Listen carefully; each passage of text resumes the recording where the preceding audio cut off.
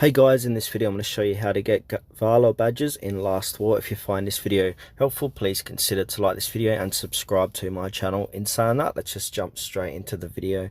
Okay, so Valor Badges are an important resource in Last War, mainly used for upgrading your heroes and making them stronger.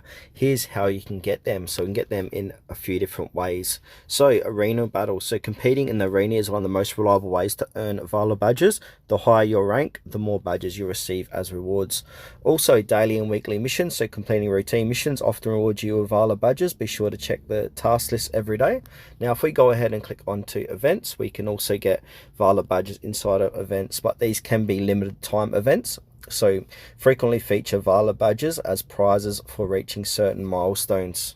Also, alliance participation, so being active in your alliance by joining wars and team events can reward you with badges. And the last way is to go to your shop. So go ahead and look into your store and you can purchase Valor Badges from the arena shop, alliance shop, or event shop using the currencies you earn in battles.